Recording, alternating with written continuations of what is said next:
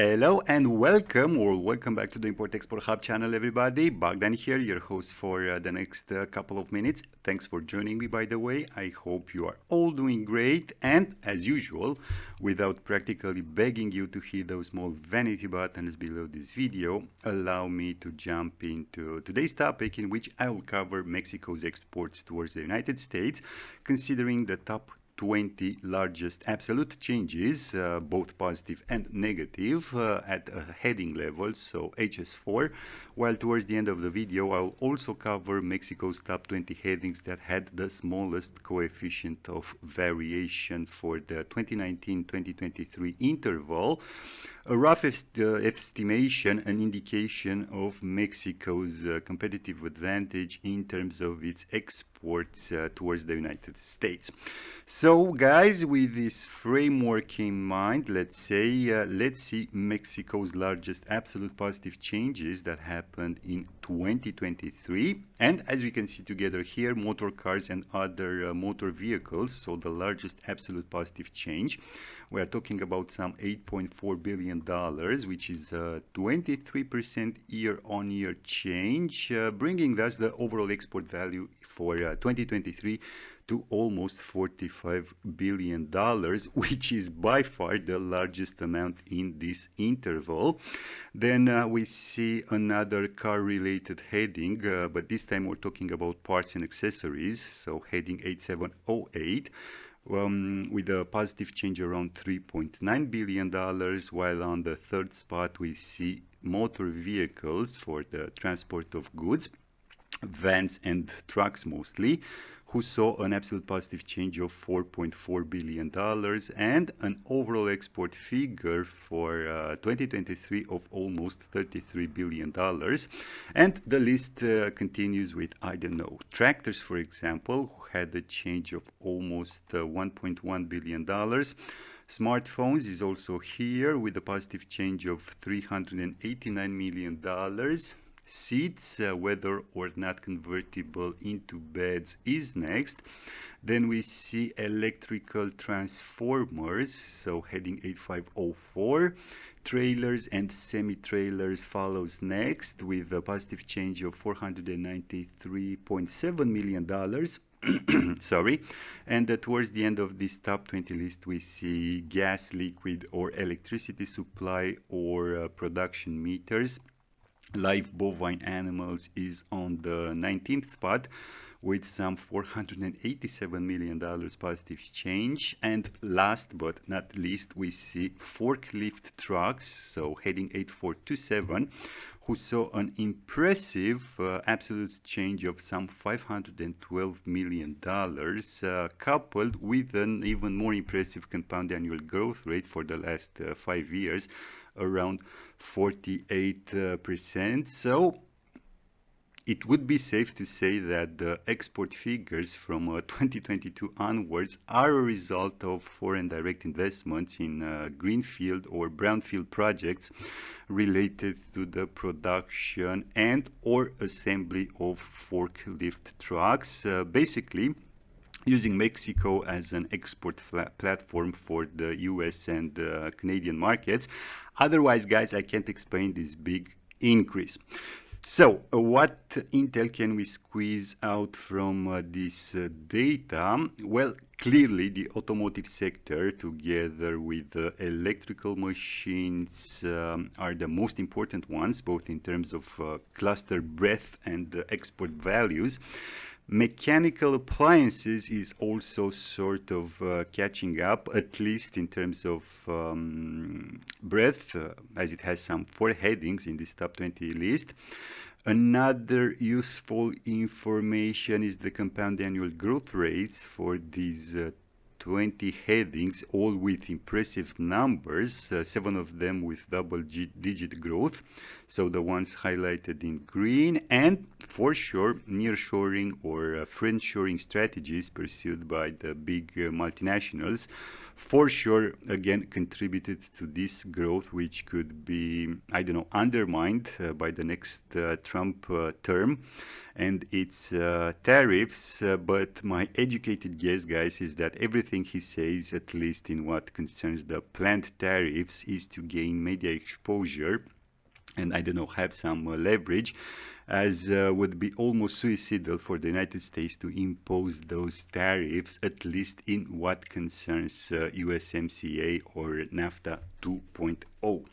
Anyways, moving now to the top 20 headings that saw the largest absolute negative changes. The largest contraction was registered by heading 8471, PCs and laptops, basically, who saw a contraction of $9 billion.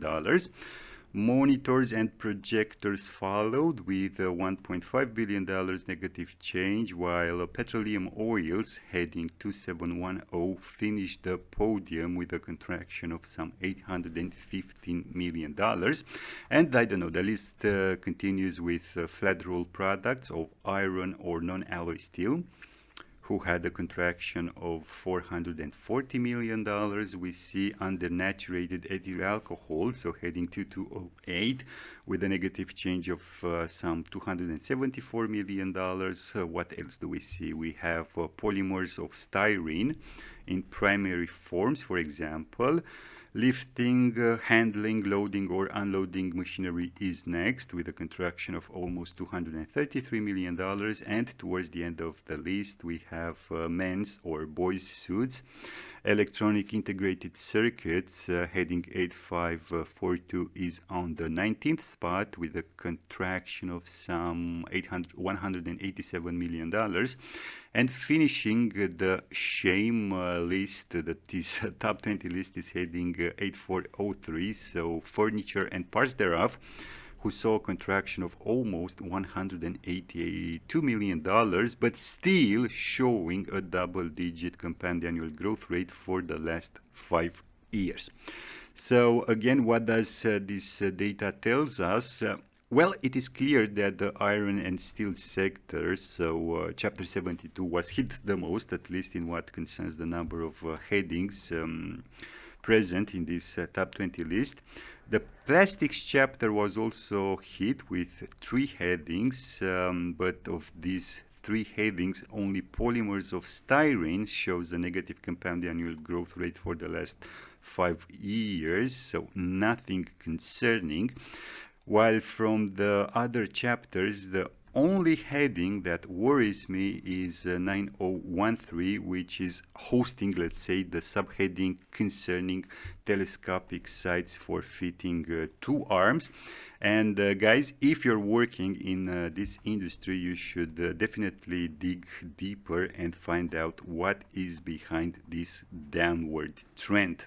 Moving now to my last sheet, guys, we have here the top 20 headings with the lowest variability in terms of exported values for this 2019-2023 time frame. And as we can see here together, the smallest one was registered in relation with heading 3809. So we are talking about finishing agents who had a coefficient of variation of 0.0286. and an overall export value of some $85 million for 2023. Bananas, heading 0803, follows with a coefficient of variation of 0.0375 and almost $230 million worth of exports.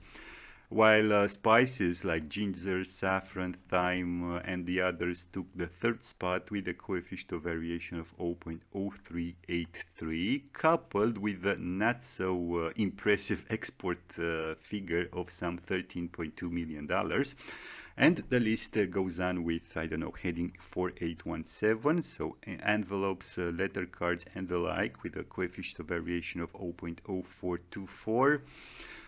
Tracksuits, ski suits, or swimwear is next. What else do we have? We have spectacles, for example, so heading 9004. Electrical capacitors is next with a coefficient of variation of 0.0541. And towards the end of the list, we see other vegetables, fresh or chilled, with a coefficient of variation of 0.062 and a very, very impressive export value of $3 billion. Hand tools is on the 19th spot, while electrical resistors, so heading 8533, ends this list with a coefficient of variation of 0.0638 and almost $183 million worth of exports for 2023.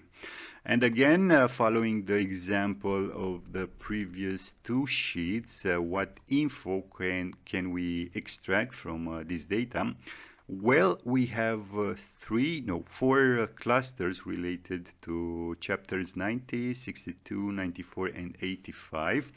And if I would to dig deeper, I wouldn't be surprised to find out that these are US subsidiaries with manufacturing or assembly plants in Mexico.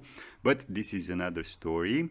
From these four chapters, only the chapter relating to furniture, so chapter 94, is having impressive figures, almost $2 billion cumulatively in terms of export value. So pretty important. And the other thing that I would like to point out is the importance of chapter 7, which even though is present in this top 20 list with just one heading, so vegetables, either fresh or chilled, it has the largest amount in terms of exported values. And as we can see here, for 2023, it surpassed the $3 billion mark. So I don't know, in the event of a potential tariff from the newly elected US president, which again I highly doubt it would lead to price increases if the traders involved in the import-export activities are not able to absorb the potential tariff. And I don't know, given the margins in this sector, I think that the tariff absorption is not feasible. So if your uncertainty level wasn't high enough, with Trump 2.0, for sure you won't lack this. Again, quite uncertain times ahead of us. Scenario building using quality data and intelligence, it's a must if you don't want to be exposed or catch up by surprises, let's say, or I don't know, you want to reduce your uncertainty.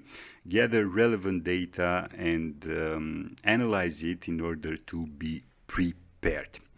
So guys, with this being said, that's it for today. Thank me by hitting those small vanity buttons below this video. I hope you've liked it, and as usual, until next time, keep your business safe. Thanks.